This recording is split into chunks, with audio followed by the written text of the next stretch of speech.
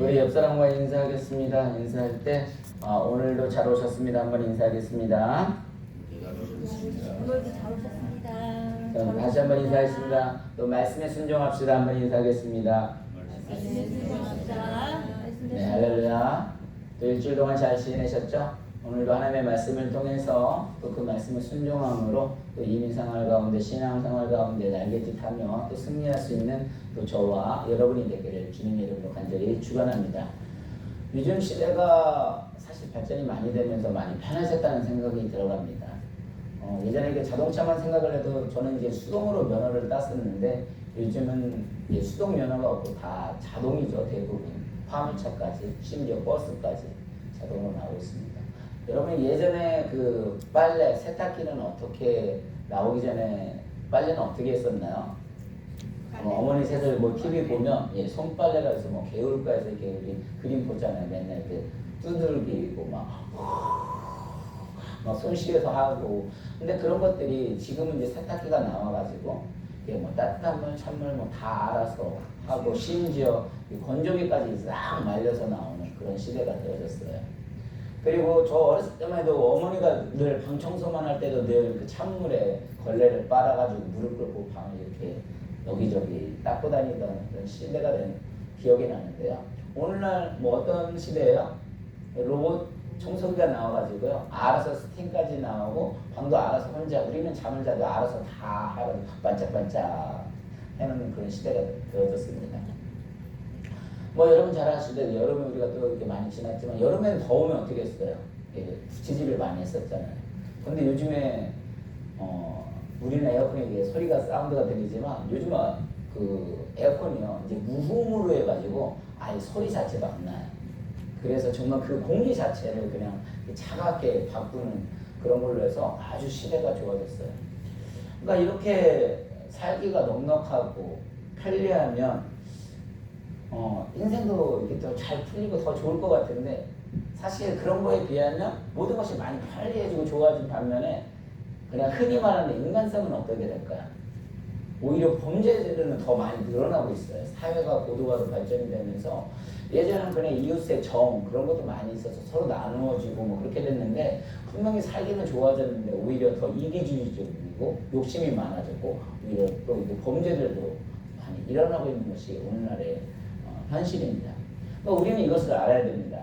편리하다고 다 좋은 건 아니라는 거죠. 편리하면 모든 것이 편하고 좋을 것 같지만 결코 그렇지 않다는 거예요. 우리가 계속해서 이제 모세 이야기를 지금 보고 있는데요. 사실 여러분 모세가 어떤 사람이에요? 이제 바로왕의 공주로부터 그 밑에서 이제 왕자로서 자라는데 계속해서 하나님이 그 모세를 지켜보고 있는데 그 지켜보는 가운데 정말 최고의 학문을 배우고 그 왕궁에서 모든 것을 다 배우고 또 왕자로서 자라니까 얼마나 편했겠어요. 물론 오늘날에 우리가 비교하면 우리가 더 편했을 수도 있어요. 시대가 그만큼 발전이 됐으니까. 근데 이건 모든 건 항상 상대적이잖아요. 그래서 그런 시대에서 그 왕자로 자랐으니 얼마나 정말 날고 뛰고 정말 편했을 것 같아요. 정말 최고의 학문을 배우고 최고의 스승으로부터 모든 학문을 다 배웠는데 하나님이 보시기에는 어땠을까요? 많이 부족했나 봐요. 그래서 오늘 제목을 이제 광야 대학에 입학시킨다라고 했는데 그렇게 최고의 학문을 배웠음에도 불구하고 하나님께서는 모세를 또 홀령을 해서 어떻게 돼요? 광야학교라는 대학교를 또 보냅니다. 근데 이 광야라는 곳이 사실 어떤 곳이에요? 오늘 우리 광야들과 어떤 곳인지 한번 같이 읽어볼까요? 32장 10절을 한번 읽겠습니다. 시작! 여호와께서 그를 황무지에서 짐승이 부르짖는 광야에서 만나시고 호위하시며 보호하시며 자기의 눈동자같이 지키셨도다. 아멘. 그러니까 이 광야라는 곳은 히브리어로 찾아보니까 미드바르에서 말하다 라는 동사에서 유래가 되었는데요. 이 여호와께서 지금 광야를 뭐라냐 황무지로 약간 표현이 되어졌죠. 황무지가 어떤 곳이에요? 정말 아무것도 없이 그냥 크게 넓혀져 있는 정말 뭘 의지할 수 없는 그런 곳이고 짐승이 부르짖는 광야. 도대체 어떤 짐승들이 살았을까요? 짐승이 살았어요. 광야도 보니까. 근데 짐승이 부르짖는 광야. 어떤 목사님은 설교를 하실 때 뭐라고 설교를 하시냐? 여기에는 이 광야에는 뱀도 있는데 이 뱀이 삐쩍 말라가지고 눈만 감싸면 다 살아있대요. 그래가지고 사람이 하나 더 지나가면 1m까지 쭉 뿌여가지고 그 사람 물을 수 있는 그런 뱀들이 다닌다고 하더라고요. 그러니까 사실 들짐승이고 이게 정말 그 광야에서 살아난 사람들이 얼마나 드셨겠어요. 세상에서도 살아나는 게 쉽지 않잖아요. 정말 뱀처럼 막 지혜롭지 않고 세상 그런 것처럼 막 용감 그런 사자처럼 되지 않으면 광야에서는 이게 강존이라고 하나요? 강하지 않으면 정말 살아날 수 없는 곳이에요. 그런데 하나님께서 그 지금 왕궁 생활을 편안하게 그렇게 했던 사람을 그 모세가 뭐가 부족해서 이런 훈련을 시키십니까? 거기서 광야에서 만나시고 호위하시고 보호하시며 자기 눈동자같이 지키셨다. 뭐 이런 성도 많이 들어보셨죠. 눈동자 그 안에서 얼마나 이게 하나님이 눈동자 안에 있는 거죠. 얼마나 커버를 잘 하셨겠냐 이런 뜻이죠. 그거 마찬가지로 어쨌든 광야는 정말 물도 없는 곳이고요. 어쨌든 적막한 곳이고 정말 이게 정말 사람으로서 살아가기가 정말 쉽지 않은 곳이에요. 그런 반면에 광야는 어떤 곳이라고요? 하나님의 음성을 듣기 아주 좋은 곳이에요. 내가 너무 힘들고 지치고 나의 힘을 어떻게 할 수 없습니다. 그냥 손을 들 수밖에 없는 그런 환경 속으로 하나님이 이끌어 가시는 거예요. 근데 거기서 하나님의 음성이 들리는 거죠. 여러분 뭐 잘 아시는 대로 다윗 같은 경우도 왕으로 세울 때 목동로에서 기름을 부어서 바로 왕으로 세우지 않았어요. 여러분 아시는 대로 그 광야 생활을 10년 동안 거치게 해서 그런 하나님을 또 섬기는 과정을 보게 됩니다. 그리고 또 오늘 본문에서도 또 뭐라고 하냐면 34장 10절에서도 한번 같이 읽겠습니다. 시작. 그 후에는 이스라엘 모세와 같은 선지자가 일어나지 못하였나니 모세는 여호와께서 대면하여 아시던 자요. 여기서 뭐라 했어요? 모세는 여호와께서 대면하여 아시던 자래요. 그러니까 대면이라는 거 뭐예요? 하나님을 만났다는 거예요. 하나님을 어디서 만나는 거예요? 광야에서 만나는 거예요. 진짜 우리들이요 환경이 어렵고 뭐 할 때는 진짜 하나님을 만나는 사람이 있는가 하면 아까 말대로 환경이 좋다 해서 내가 신앙생활 더 잘할 것 같지만 결코 우리들은 그렇지 않아요. 우리들이 오늘날 왜 이렇게 약해졌을까? 이게 운동학 심리학에서는 뭐라고 하냐면 운동을 너무 안 한다는 거예요. 그러니까 아까 말대로 자동차 시대가 너무 좋아졌으니까 편하게 다니는 만큼 사람들이 잘 걷지를 않잖아요. 그러니까 하체가 많이 부실하다는 거예요. 부실하다. 튼튼하지 못하대요. 그러니까 튼튼하지 못하니까 오히려 배만 나고 이게 머리만 이제 복잡해지니까 머리만 커지고 그래서 가상의 공상 영화 같은 거 보면 어떻게 돼요? 사람의 머리는 이따만한데 이 밑에는 다 약해져가지고 뭐 우주선 타고 다니는 거 그런 거 보셨죠? 정말 오늘날이 그래요. 그래서 어디가 조금만 부딪히기만 하면 이런 데 멍들고. 근데 저희 와이프도 밤에 자꾸 어디를 나가요. 이 와이프가 그냥 운동 갔다고 뭐 어디를 가는가 했더니 아들이 갈 때마다 아들하고 둘이 밤에 저희 집 주변 산책을 하더라고요. 왜요? 운동해서 살 빼려고 다리가 약하니까 튼튼하게 하려고. 근데 저도 운동을 하는 사람이지만 운동하는 게 결코 쉽지가 않아요. 왜냐면 운동을 하다 보면 극한의 한계를 느끼거든. 정말 피곤하면 그냥 포기하고 싶고 눕고 싶고 그냥 막 쉬고 싶어요. 근데 운동이 뭐냐면 그런 거를 뛰어넘는 거거든요. 그걸 계속 하다 보면 어떻게 되냐면 몸이 건강해지는 거예요. 튼튼해지는 거예요. 그와 마찬가지로 하나님께서 이 광야 생활을 보내는 건 다른 목적이 아니에요. 우리를 더 튼튼하게 하려는 거. 우리는 착각을 하면 안 되거든요. 여기에 그 하나님 말씀에 독수리 이야기를 한번 볼게요. 자, 우리 11절 같이 한번 읽어볼까요? 시작. 마치 독수리가 자기의 보금자리를 어지럽게 하며 자기의 새끼 위에 너풀거리며 그의 날개를 펴서 새끼를 받으며 그의 날개 위에 그것을 얻는 것 같이 여호와께서 홀로 그를 인도하셨고 그와 함께한 다른 신이 없었도다. 이게 무슨 소리예요? 사실 이 32장 전체는 모세의 노래이기도 하지만 이 모세의 노래가 뭐냐면 하나님께서 나를 어떻게 인도해 주셨는가 이스라엘 백성들에게 각성시키기 위해서 노래로 불러주는 거거든요. 근데 여기서 마치 독수리로 나와요. 이 설교도 많이 들어보셨을 거예요. 독수리 그 어미의 독수리 그 독수리 하나를 키우기 위해서는 어떻게 한다고요? 그 아비의 독수리, 그 하나님의 그냥 독수리 어미의 심정으로 아버지 심정이 그렇다는 거예요. 근데 그 독수리 하나 키울 때는 독수리가 왕이 되기 위해서 하나가 뚝 떨어지는 게 아니에요. 그냥 떨어져, 넌 독수리니까 너는 이제 이 모든 세상을 지배하고 날아다닐 거 아니에요. 어떻게 하신다고요? 훈련을 시킨다는 거죠. 어떻게 훈련을 시킨다고요? 거기다가 보금자리를 어지럽게 한대요. 보금자리를 어지럽게 한대요. 보금자리를 어지럽게 한다는 건 뭐예요? 거기를 이렇게 뭐랄까 어지럽게 가지고 뭔가가 막 찔리게, 그러니까 아기가 자랄 때는 잘 다듬어가지고 그냥 좋은 환경 속에서 어머니 품 속에서 키워졌는데 독수리 어느 정도 크니까 뭐예요? 그 독수리를 이제 훈련을 시키려고 떨어뜨리려고 막 보금자리를 흐트러뜨린다는 거예요. 그럼 우리는 어떤 생각이 들어가요? 하나님이 나를 사랑하지 않는구나. 이 부모님이 나를 내보내는구나. 이건 우리 부모님이 아니야. 계모는 아닐까? 그런 생각이 들어가는 것처럼 지금 보금자리를 어지럽게 한다는 건 뭐예요? 이렇게 어지럽게 한다는 것은 하나님이 우리를 더 사랑하신다는 것을 믿으시기 바랍니다. 사실 그게 광야로 보내는 거거든요. 그래서 생각을 해보세요. 광야를 이렇게 보낼 때 자꾸 이렇게 하게 되면 그러니까 이제 아프니까 어떻게 돼요? 떨어져요. 그러면 우리는 어떻게 해요? 그 새끼가 떨어지면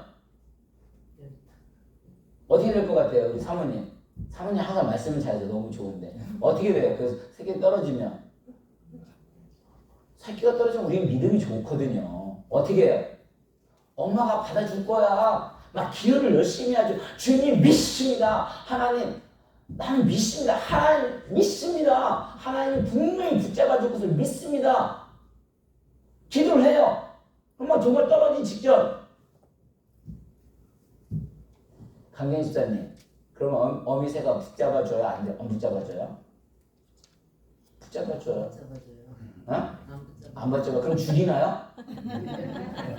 떨어지기 직전에 붙잡아주잖아요. 마지막 순간 붙잡아주죠. 근데 그렇게 왜 떨어뜨리는 거야? 그냥 기도하라고? 하나님이 직접 이렇게 막 하는데 그래 우리 어려울 때 기도해라. 주여 믿습니다. 하나님 이걸 떨어진 직전에 딱 살려주셨어요. 하나님 감사합니다. 역시 하나님 은혜야.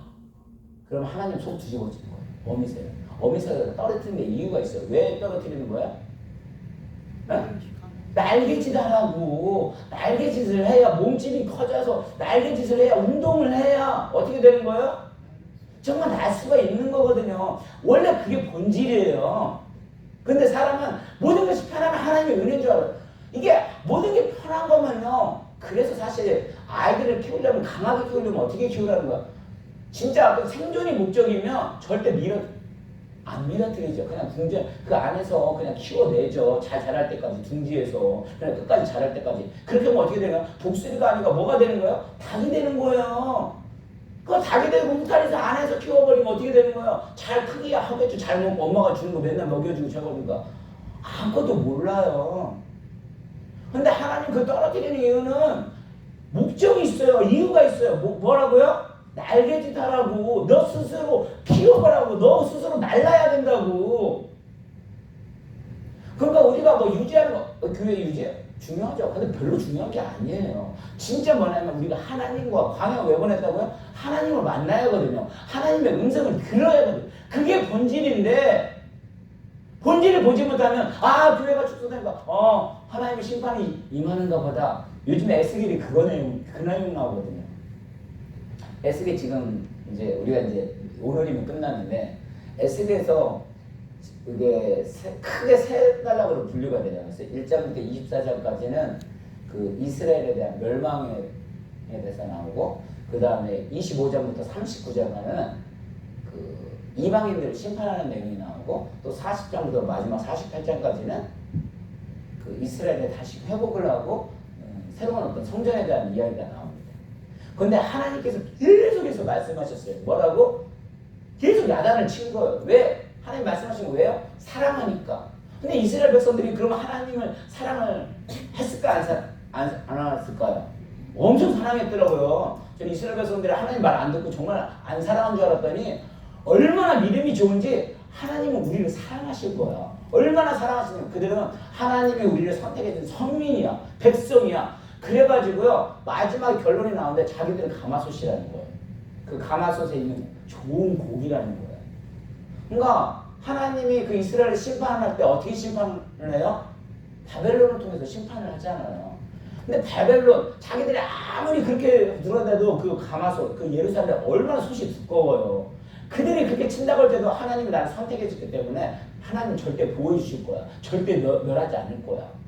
그 확신이 있었어요. 그러니까 하나님 계속해서 말을 하는데도 말을 안 들어요. 그냥 자기 할 일 다 하고 다니는 거예요. 노아 홍수 때도 그랬거든요. 노아 홍수 때도 무슨 일이 있었어요? 노아를 통해서 심판하겠다고 하는데 사람들은 다 비웃었거든요. 그러면 그때 끝까지 뭐예요? 가늠하고 지가 하고 싶은 거 다 하고 다녔어요.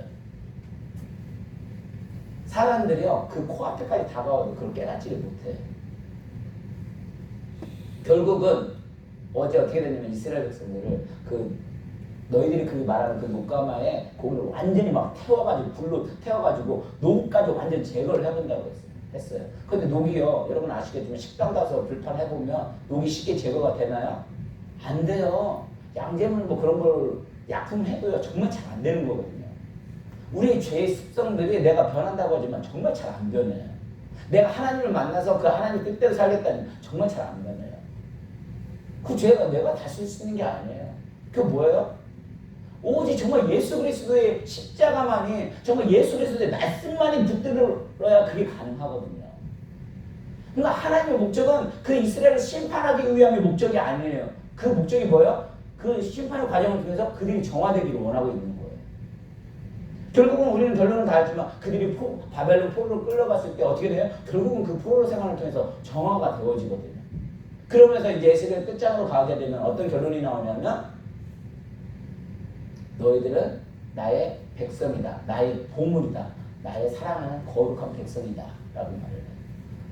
그러니까 하나님 앞에 쓰이기 위해서는 뭐예요? 아까 우리 세상의 학문이 그런 것이 아니라 하나님 앞에 온전히 붙들린 것에 대해서 그것을 하나님 말씀에 순종할 수 있는 능력을 키우는 것이 바로 그것이 하나님이 쓰시기 위한 조건이라는 거죠.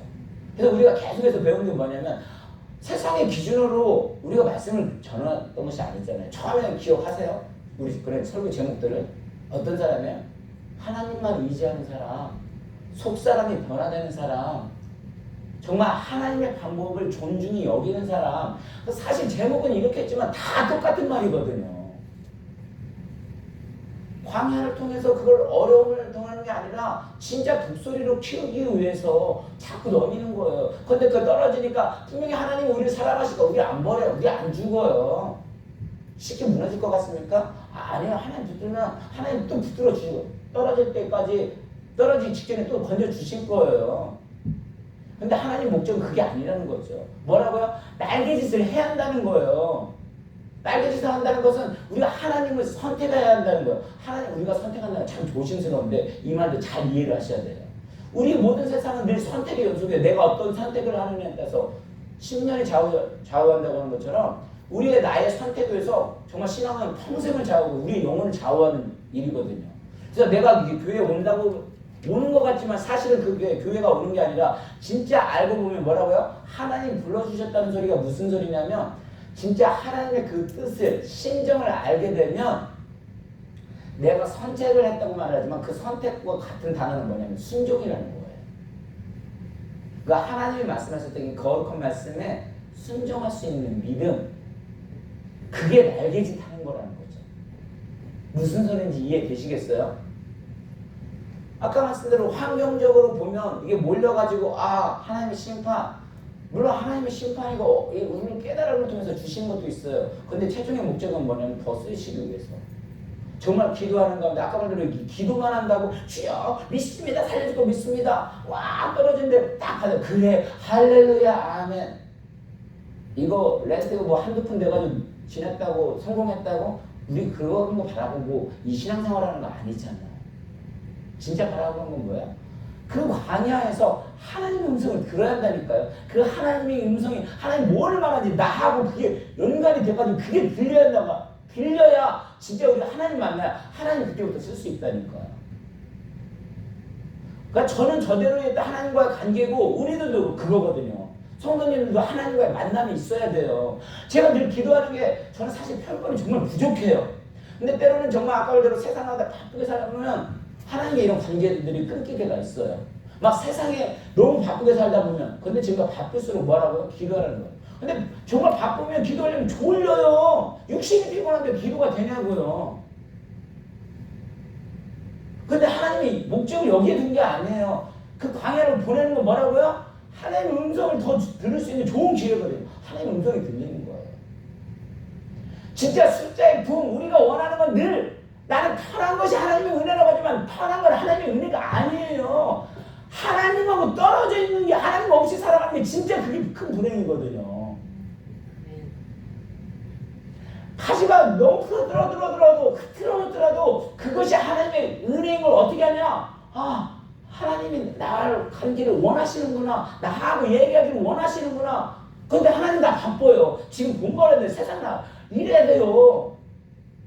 그러니까 하나님의 뜻을 모르니까 무조건 떨어지면 하나님 미치십니다. 하나님 살려줄 겁니다. 그러니까 떨어지기 직전에 아까 말대로 사랑할까 건져는 주어요. 그러니까 할렐루야고 있죠. 교회만 크다고 정말 하나님이 그걸 기뻐하실 것 같아요. 그렇지 않다는 거예요. 한 영혼에도 하나님을 만나서 이 광야 훈련을 보내는 건 뭐예요? 정말 광야 이 C.S. 루이스가 어떤 말을 했냐면 오늘 제목을 이제 광야 대학에 입학시켰다고 했잖아요. 그러면요 그 C.S. 루이스가 그 모세가 학위를 취득을 했다고 표현을 해요. 어떤 학위를 취득했다고 책을 봤더니 무명 박사 학위를 취득을 했대. 무명 박사가 뭐예요? 애굽의 왕으로 살았으니까 얼마나 다 알아줬겠어요. 권력에 힘을 냈어요. 뭐만 하면 다 사람들이 주목을 했단 말이에요. 근데 광야로 가니까 어때요? 아무도 안 알아줘요. 오히려 알아준 건 짐승이고 뭐 새. 우리는 늘 나의 영광이 드러나서 나의 훌륭함을 통해서 하나님의 영광이 드러난다고 하지만 하나님은 전혀 그렇지 않다는 거예요. 그래서 모세는 그런 광야를 통해서 정말 40년 동안 나 자신의 삶을 살았어요. 나 자신 정말 하나님 먹고 살려주신 걸 그때 깨달은 거예요. 아 정말 나의 힘이 아니라 나의 권력이 아니라 뭐라? 정말 이 광야에서는 하나님이 아니고는 정말 살아갈 수 없는 그걸 철저하게 깨달은 거예요. 그래서 무명 박사들을 땄답니다. 두 번째로는 시간 박사들을 땄대요. 그러니까 광야에서 뭘 봤냐면 무지하게 기다리는 시간을 배운 거예요. 우리 여기 한번 같이 읽어볼게요. 같이 읽습니다. 시작. 시험을 참는 자는 복이 있나니 이는 시련을 견디어낸 자가 주께서 자기를 사랑하는 자들에게 약속하신 생명의 멸류관을 얻을 것이기 때문이다. 그러니까 기다림의 미학을 어디서 배운 거예요? 광야에서 배운 거예요. 항상 말한 대로 하나님의 때를 기다릴 줄 알았던 거예요. 자기 어떤 힘으로 모든 것이 이때라고 생각을 했는데 제가 그랬잖아요. 하나님 이 정도 있으면 이때쯤이면 뭐가 일어나야지 않을까요? 전혀 그렇지 않을 수도 있다는 거죠. 정확하게 말하면 하나님의 때를 기다릴 수 있어야 돼요. 하나님 때는 어떻게 알아요? 기다림을 통해서 그 광야 속에서 그 기다림의 시간 박사들을 땄다는 거예요. 그리고 세 번째는 뭐냐면 고독 박사들을 땄대요. 그러니까 모세는 광야 침묵의 고요와 고독의 깊이를 배웠어요. 분주함이 아니라 그 묵상의 능력을 배운 거예요. 얼마나 그 가운데 하나님과 대화를 많이 했겠어요. 그러니까 철저하게 하나님은 광야로 몰아내고 떨어뜨리고 완전 자기 내 힘으로 뭔가를 해보려고 완전히 그거 없어질 때까지 싹 빼놓는 거예요. 그래야 쓸 수 있는 거거든요. 그리고 네 번째는 불편 박사기를 땄대요. 광야의 거친 환경 영적으로 육적으로 모세를 연단시켰어요. 만약에 그런 것이 없었더라면 좀 하나님의 영광을 드러낼 수 있었을까? 결론을 짓겠습니다. 우리가 고생이 가증이 될 때 하나님이 나를 버리셨는가 낙심이 될 때가 있어요. 그러나 이럴 때도 하나님은 나를 훈련시키고 있구나, 연단시키고 있구나. 이걸 고백하는 것이 더 중요하다는 거죠. 그것을 할 때 그 연단이 와도요. 아까 말대로 환경에 어려운 사람들은 다 떠나게 돼 있어요. 그게 일반적이기도 해요. 근데 하나님은 떠나는 게 목적이 아니에요. 정말 달라서 우리를 더 사랑하시는구나. 우리를 통해서 하나님 일들을 펼치시기를 원하는구나. 근데 하나님이 쓰시는 기준은 보니까 달랐던 거예요. 정말 속사람이 변화되지 않는 데고 성령의 역사, 성령을 의지하지 않으면 안 됐었고 정말 하나님만 바라보면 안 됐었고 그 하나님의 방법을 존중하지 않으면 이 길은 정말 갈 수 없는 길이 있더라고요. 그러면서 오늘도 뭐냐면 하나님을 쓰시려면 결국은 또 광야로 보낸다는 거예요. 어쩌면 우리 교회 이제부터도 진짜 시작일 수도 있어요. 지금까지도 어렵다고 하지만 정말 행복하게 그냥 쉽게 온 거예요. 근데 목회가 정말 그런 거예요. 그냥 그렇게 갈 수 있는 것이 아니잖아요.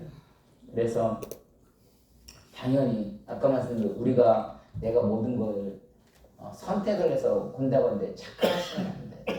내가 선택한다는 것은 그 하나님의 말씀을 깨닫고 그 말씀을 붙들으면서 순종하며 나가는 것일 때 진짜 하나님이 나를 선택하신 걸 고백을 하는 거예요. 이 자리에 그냥 인간적 눈으로 보면 내 학문을 배워주시면 내가 걸어오는 게 맞죠. 근데 신앙인들은 그렇게 말하지 않아요. 그 고백, 선택이 뭔가를 정의를 깨달으셔서 오늘도 정말 이 출애굽은 진짜 자유를 주신다. 신앙이 진짜 자유가 하나님과 나와의 그 관계 속에서 어떤 사람들을 의식하는 것이 아니라 그 관계 속에 가질 때 진짜 하나님 역사가 시작이 되더라고요. 그래서 저와 여러분들은 오늘 또 선포되는 말씀을 통해서